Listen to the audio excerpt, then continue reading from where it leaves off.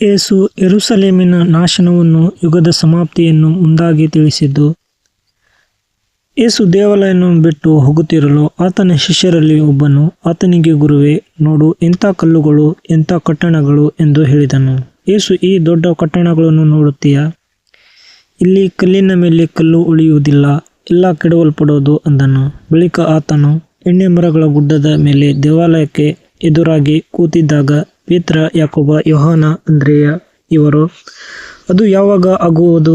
ಇದೆಲ್ಲ ನೆರವೇರುವುದಕ್ಕಿರುವಾಗ ಯಾವ ಸೂಚನೆ ತೋರುವುದು ನಮಗೆ ಹೇಳು ಎಂದು ಆತನನ್ನು ಪ್ರತ್ಯೇಕವಾಗಿ ಕೇಳಲು, ಯೇಸು ಅವರಿಗೆ ಹೇಳಿದ್ದೇನೆಂದರೆ, ಯಾರಾದರೂ ನಿಮ್ಮನ್ನು ಮೋಸಗೊಳಿಸಲು ನೋಡಿಕೊಳ್ಳಿರಿ. ಅನೇಕರು ಬಂದು ನನ್ನ ಹೆಸರನ್ನು ಎತ್ತಿಕೊಂಡು ನಾನು ಕ್ರಿಸ್ತನು ಎಂದು ಹೇಳಿ ಎಷ್ಟೋ ಜನರನ್ನು ಮೋಸಗೊಳಿಸುವರು.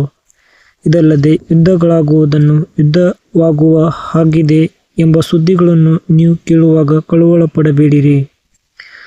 ಹಾಗಾಗುವುದು ಅಗತ್ಯ, ಆದರೂ ಇದು ಇನ್ನು ಅಂತ್ಯಕಾಲವಲ್ಲ.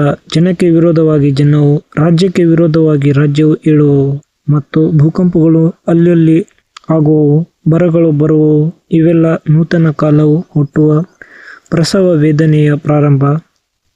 ಆದರೆ ನಿಮ್ಮ ವಿಷಯದಲ್ಲಿ ನೋಡಿಕೊಳ್ಳಿರಿ, ನಿಮ್ಮನ್ನು ನ್ಯಾಯ ವಿಚಾರಣೆಯ ಸಭೆಗಳಿಗೆ ಎಳೆದುಕೊಂಡು ಹೋಗುವರು, ಸಭಾಮಂದಿರಗಳಲ್ಲಿ ನಿಮ್ಮನ್ನು ಹೊಡೆಯುವರು. ನನ್ನ ನಿಮಿತ್ತವಾಗಿ ನಿಮ್ಮನ್ನು ಅಧಿಪತಿಗಳ ಮುಂದೆಯೂ ಅರಸುಗಳ ಮುಂದೆಯೂ ಸಾಕ್ಷಿಗಳಾಗಿ ನಿಲ್ಲಿಸುವರು. ಹೀಗೆ ಅವರಿಗೆ ಸಾಕ್ಷಿಯಾಗುವುದು.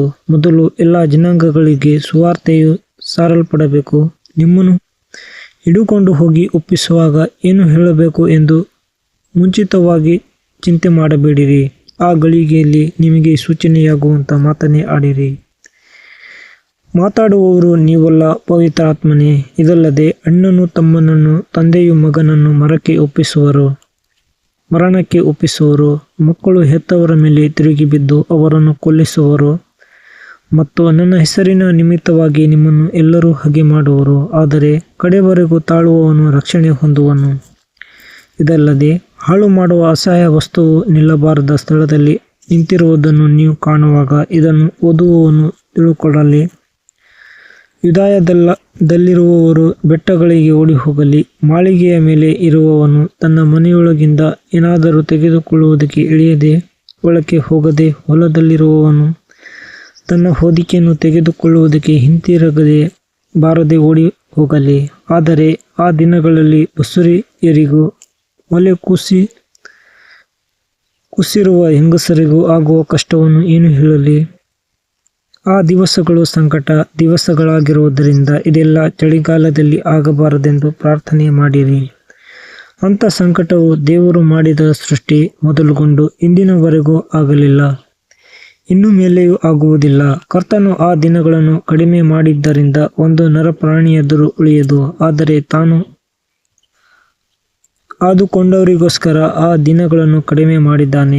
ಆಗ ಯಾರಾದರೂ ನಿಮಗೆ, ಇಗೋ, ಕ್ರಿಸ್ತನು ಇಲ್ಲಿದ್ದಾನೆ, ಅಗೋ ಅಲ್ಲಿದ್ದಾನೆ ಎಂದು ಹೇಳಿದರೆ ನಂಬಬೇಡಿರಿ. ಸುಳ್ಳು ಕ್ರಿಸ್ತರು, ಸುಳ್ಳು ಪ್ರವಾದಿಗಳು ಎದ್ದು ಸಾಧ್ಯವಾದರೆ ದೇವರಾದುಕೊಂಡವರನ್ನು ಮೋಸಗೊಳಿಸುವುದಕ್ಕೋಸ್ಕರ ಸೂಚಕ ಕಾರ್ಯಗಳನ್ನು, ಅದ್ಭುತ ಕಾರ್ಯಗಳನ್ನು ಮಾಡಿ ತೋರಿಸುವರು. ನೀವಂತೂ ನೋಡಿಕೊಳ್ಳಿರಿ, ನಿಮಗೆ ಎಲ್ಲವನ್ನೂ ಮುಂದಾಗಿ ಹೇಳಿದ್ದೇನೆ. ಇದಲ್ಲದೆ ಆ ದಿನಗಳಲ್ಲಿ ಆ ಸಂಕಟ ತೀರಿದ ಮೇಲೆ ಸೂರ್ಯನು ಕತ್ತಲಾಗಿ ಹೋಗುವನು, ಚಂದ್ರನು ಬೆಳಕು ಕೊಡದೆ ಇರುವನು, ನಕ್ಷತ್ರಗಳು ಆಕಾಶದಿಂದ ಉದುರುತ್ತಿರುವವು, ಆಕಾಶದಲ್ಲಿರುವ ಶಕ್ತಿಗಳು ಕದಲುವವು. ಆಗ ಮನುಷ್ಯಕುಮಾರನು ಬಹುಬಲದಿಂದಲೂ ಮಹಿಮೆಯಿಂದಲೂ ಮೇಘಗಳಲ್ಲಿ ಬರುವುದನ್ನು ಕಾಣುವರು. ಮತ್ತು ಆತನು ತನ್ನ ದೂತರನ್ನು ಕಳುಹಿಸಿ ತಾನು ಆದುಕೊಂಡವರನ್ನು ಭೂಮಿಯ ಕಟ್ಟಕಡೆಯಿಂದ ಆಕಾಶದ ಕಟ್ಟಕಡೆಯವರೆಗೆ 4 ದಿಕ್ಕುಗಳಿಂದ ಒಟ್ಟುಗೂಡಿಸುವನು. ಅಂಜೂರದ ಮರದ ದೃಷ್ಟಾಂತದಿಂದ ಬುದ್ಧಿ ಕಲಿಯಿರಿ. ಅದರ ಕೊಂಬೆ ಇನ್ನೂ ಎಳೆದಾಗಿದ್ದು ಎಲೆ ಬಿಡುವಾಗ ಬೇಸಿಗೆಯು ಹತ್ತಿರವಾಯಿತೆಂದು ತಿಳುಕೊಳ್ಳುತ್ತೀರಲ್ಲ, ಹಾಗೆಯೇ ನೀವು ಸಹ ಇದೆಲ್ಲ ಆಗುವುದನ್ನು ನೋಡುವಾಗ ಹತ್ತಿರವದೇ, ಬಾಗಿಲಲ್ಲಿ ಅದೇ ಎಂದು ತಿಳುಕೊಳ್ಳಿರಿ. ಇದೆಲ್ಲ ಆಗುವ ತನಕ ಈ ಸಂತತಿಯು ಅಳಿದು ಹೋಗುವುದೇ ಇಲ್ಲವೆಂದು ನಿಮಗೆ ಸತ್ಯವಾಗಿ ಹೇಳುತ್ತೇನೆ.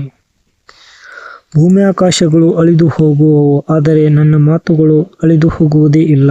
ಇದಲ್ಲದೆ ಆ ದಿನದ ವಿಷಯವಾಗಲಿ ಆ ಗಳಿಗೆಯ ವಿಷಯವಾಗಲಿ ನನ್ನ ತಂದೆಗೆ ತಿಳಿಯುವುದೇ ಹೊರತು ಮತ್ತಾರಿಗೂ ತಿಳಿದು, ಪರಲೋಕದಲ್ಲಿರುವ ದೂತರಿಗೂ ತಿಳಿದು, ಮಗನಿಗೂ ತಿಳಿದು.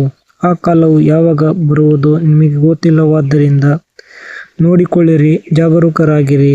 ಒಬ್ಬ ಮನುಷ್ಯನು ತನ್ನ ಮನೆಯನ್ನು ಬಿಟ್ಟು ಬೇರೊಂದು ದೇಶಕ್ಕೆ ಹೋಗುವಾಗ ತನ್ನ ಆಳುಗಳಿಗೆ ಮನೆ ಆಡಳಿತವನ್ನು ಒಪ್ಪಿಸಿಕೊಟ್ಟು ಒಬ್ಬೊಬ್ಬನಿಗೆ ಅವನವನ ಕೆಲಸವನ್ನು ನೇಮಿಸಿ ಬಾಗಿಲು ಕಾಯುವವನನ್ನು ಕರೆದು ನೀನು ಎಚ್ಚರವಾಗಿರಬೇಕೆಂದು ಅಪ್ಪಣೆ ಕೊಡುವ ಪ್ರಕಾರ ನಾನು ನಿಮಗೆ ಅಪ್ಪಣೆ ಕೊಡುತ್ತೇನೆ. ಮನೆಯ ಯಜಮಾನನು ಸಂಜೆಯಲ್ಲೋ ಸರಹೊತ್ತಿನಲ್ಲೋ ಕೋಳಿ ಕೂಗುವಾಗಲೋ ಮುಂಜಾನೆಯಲ್ಲೋ ಯಾವಾಗ ಬರುತ್ತಾನೋ ನಿಮಗೆ ಗೊತ್ತಿಲ್ಲದ ಕಾರಣ ಎಚ್ಚರವಾಗಿರಿ.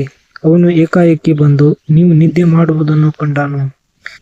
ನಾನು ನಿಮಗೆ ಹೇಳಿದ್ದನ್ನು ಎಲ್ಲರಿಗೂ ಹೇಳುತ್ತೇನೆ, ಎಚ್ಚರವಾಗಿರಿ ಅಂದನು.